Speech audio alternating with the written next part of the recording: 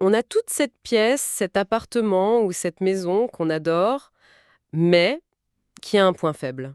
Ah oui, En hiver, c'est ce canapé près de la baie vitrée où personne ne veut s'asseoir. On sent ce froid qui rayonne, même avec la fenêtre fermée. je connais très bien ça.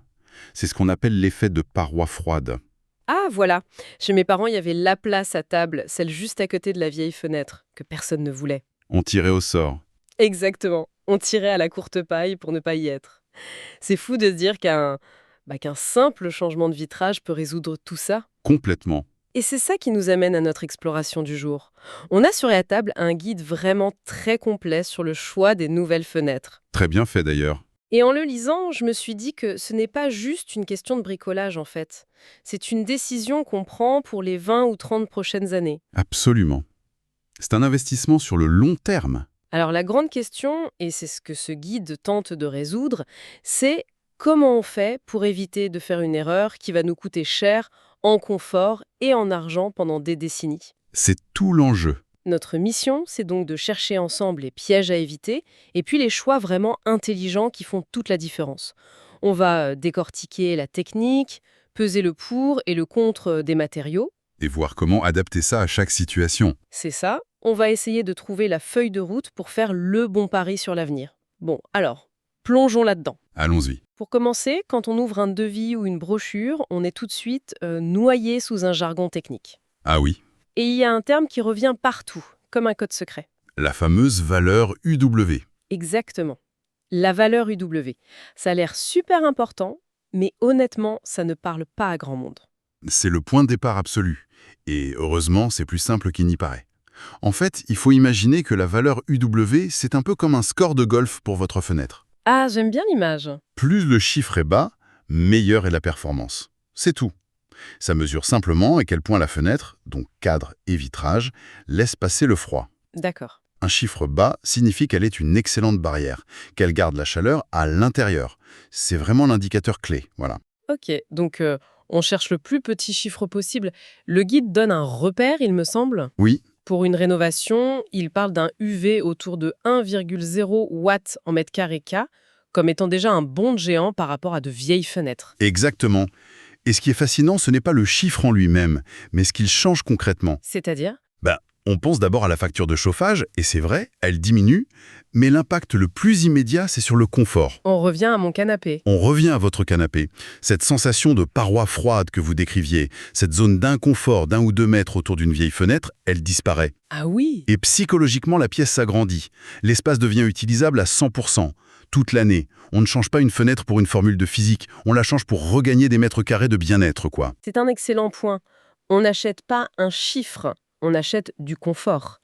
Alors, une fois qu'on a ce thermomètre de performance en tête, la discussion, elle s'oriente très vite sur le vitrage. Bien sûr. Et là, on a l'impression d'entendre une seule musique. Triple vitrage, c'est l'avenir, il n'y a que ça de vrai. La source semble aller dans ce sens, non? Oui, sur le papier, c'est le champion incontesté. En Suisse, c'est devenu la norme dans les constructions neuves. Et pour cause, Pourquoi? ses performances thermiques et acoustiques sont au sommet. C'est le top. Mais, et c'est ça que j'ai trouvé très malin dans ce guide, c'est qu'il est beaucoup plus nuancé pour la rénovation. C'est-à-dire? Il pose une question de bon sens. Est-ce que ça vaut vraiment la peine de mettre un moteur de Formule 1 dans une Twingo? Précisément. Et même, ça peut être contre-productif. Si vos murs ont une isolation moyenne, mettre une fenêtre surperformante risque de déplacer le point le plus froid. Ah d'accord, je vois. Il ne sera plus sur le vitrage, mais sur la jonction entre la fenêtre et la maçonnerie. Et là, on peut créer de la condensation, voire des moisissures. Ah oui, c'est le piège. Le guide met en garde contre cette approche, le plus est toujours le mieux. Et c'est là que l'alternative du double vitrage à isolation renforcée devient vraiment intelligente. Et ce n'est plus le double vitrage de nos grands-parents, on est bien d'accord. Pas du tout. Le document parle de technologies spécifiques, une couche invisible de métaux nobles dite à basse émissivité. C'est un bouclier thermique en fait. Et du gaz argon entre les vitres qui isole bien mieux que l'air. C'est une option qui, pour un coût bien moindre, offre déjà une amélioration spectaculaire. Et surtout, plus cohérente avec l'isolation globale de beaucoup de bâtiments en rénovation. C'est le choix du pragmatisme intelligent. D'accord. Et ce qui rend cette option encore plus forte, c'est qu'on peut la personnaliser.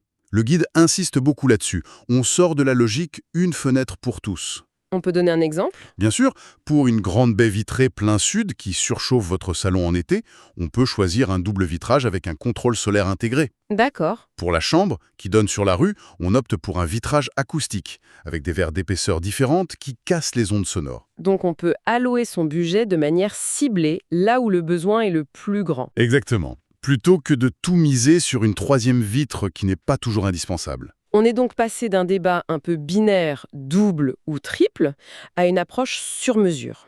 Très clair. On a notre moteur, le vitrage, mais il faut bien le tenir avec quelque chose. Le cadre, La carrosserie. la carrosserie, voilà. Et là, on ouvre une toute autre boîte de Pandore, parce qu'on ne parle plus seulement de technique, mais aussi de look, d'entretien. Et de budget. Et le guide résume bien les trois grandes familles, PVC, bois, et le mariage des deux, le bois alu. Commençons par le PVC. Alors le PVC, en gros, c'est le choix de la raison pure. C'est généralement le plus abordable, ses performances isolantes sont très bonnes, et son gros avantage, c'est qu'il ne demande quasiment aucun entretien. Un coup d'éponge et c'est réglé. C'est ça. Facile à entretenir, certes, mais la source ne mentionne pas trop le côté un peu plastique que certains lui reprochent, ni sa durée de vie. Un PVC blanc qui jaunit au soleil au bout de 10 ans, est-ce que c'est vraiment un bon calcul? Vous mettez le doigt sur un point crucial que le guide souligne, la qualité.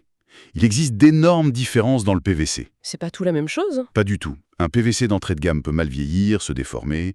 Un PVC de haute qualité, teinté dans la masse, avec des renforts en acier, c'est un autre monde en termes de durabilité. D'accord. Et le bois alors? Ah, le bois. Là, on est dans l'émotionnel. C'est la chaleur, le cachet, la sensation au toucher. C'est un matériau noble et un excellent isolant naturel. Mais évidemment, il y a un mais. Toujours. Le guide ne le cache pas. Le bois, ça vit. Il faut l'entretenir, passer une lasure tous les 5 à 7 ans selon l'exposition, sinon il souffre. Ça demande un engagement. C'est là qu'intervient la troisième option, qui est présentée un peu comme une sorte de Graal, le bois aluminium. Le fameux bois alu. Le concept est simple. À l'intérieur, vous avez toute la chaleur et l'esthétique du bois. Et à l'extérieur, une coque en aluminium vient protéger le bois comme une armure. Elle résiste à la pluie, aux UV, au gel. D'accord, donc Résultat, aucun entretien à l'extérieur et le charme du bois à l'intérieur. le meilleur des deux mondes donc. Mais j'imagine que cette perception a un prix. C'est l'investissement le plus important, c'est clair. Et c'est ça qui est contre-intuitif. Oui. C'est une analyse qui découle de la lecture du guide.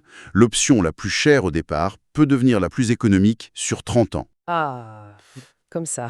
Si on intègre le coût et le temps d'entretien régulier du bois ou le remplacement d'un PVC bas de gamme, le calcul change. L'investissement initial en bois alu se transforme en tranquillité et en économie à long terme.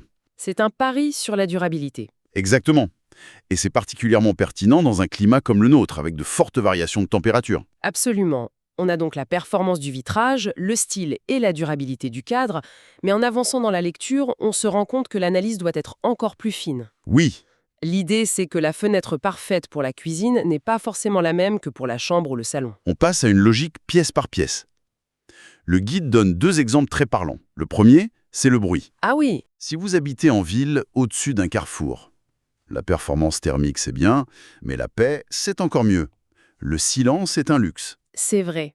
Une fenêtre à isolation acoustique renforcée peut littéralement changer votre vie, transformer un espace stressant en un havre de paix. D'accord pour le bruit. Mais je vois que la source parle aussi de sécurité. Honnêtement, je n'y aurais pas pensé en premier lieu pour une fenêtre. On l'oublie souvent. On imagine que c'est surtout un enjeu pour la porte d'entrée. Qu'est-ce qu'elle dit de si important là-dessus, exact? Elle rappelle une évidence.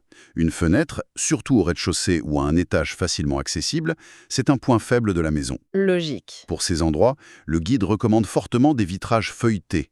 C'est un peu comme les pare-brises de voiture. Ils se fissurent mais n'éclatent pas. D'accord, ça retarde l'effraction. Énormément, et on y ajoute des ferrures de sécurité sur le cadre qui empêchent de faire levier avec un pied de biche. Et ce qui est intéressant, c'est que ce n'est pas juste une question de se sentir en sécurité. Non, en effet.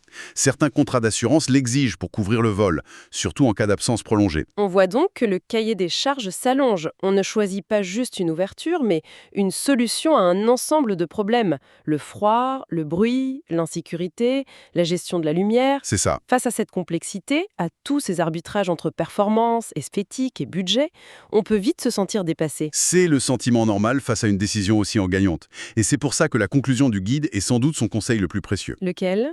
Entourez-vous d'un vrai professionnel. Et j'insiste sur le mot « vrai ». Il faut faire la différence entre un vendeur qui cherche à placer son produit le plus cher Et un véritable conseiller. et un véritable conseiller, un vitrier qualifié. Oui. Et comment on fait la différence? Qu'est-ce qu'un bon professionnel apporte concrètement? Un bon pro ne commence pas par vous montrer son catalogue. Il vous pose des questions. Il s'intéresse au contexte. Exactement. L'année de construction de votre maison, l'isolation de vos murs, votre mode de vie. Il analyse la situation dans sa globalité. C'est lui qui vous dira « Ici, le triple vitrage est une excellente idée.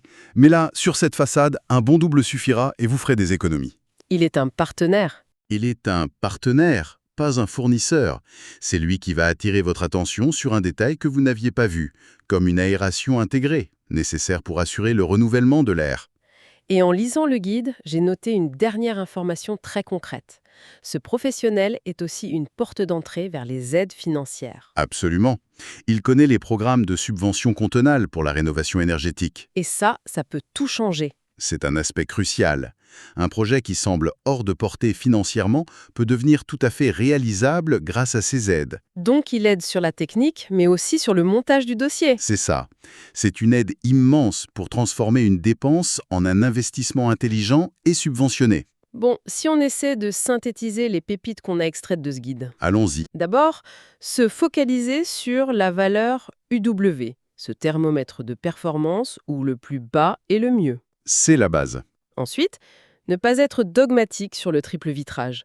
Le double vitrage renforcé est une alternative très maligne en rénovation. Le choix pragmatique. Puis, penser au cadre non pas comme un coût, mais comme un investissement sur le long terme en termes de style et d'entretien. Vision à 30 ans. Et enfin, et c'est peut-être le plus important, raisonner pièce par pièce pour répondre à des besoins spécifiques au vitrage. Le silence pour la chambre, la sécurité pour le rez-de-chaussée. C'est une parfaite synthèse. Le guide nous donne un excellent cadre rationnel pour faire un choix éclairé, pour ne pas se tromper sur le comment. Oui. Mais en refermant ces pages, il reste une dimension plus personnelle. Une dernière pensée qui va au-delà de la technique. Je vous écoute. On a beaucoup parlé de performance, de chiffres, de matériaux, mais il reste une question fascinante. Oui, exactement. Au-delà des factures qui baissent et du silence retrouvé, comment est-ce que le simple fait de changer une fenêtre modifie notre perception d'un espace? Comment une vue soudain plus nette, un cadre en bois chaleureux au toucher, ou la simple absence de buée sur la vitre le matin, comment tout cela transforme-t-il notre relation intime et quotidienne avec notre maison et avec le monde extérieur qu'on observe à travers elle?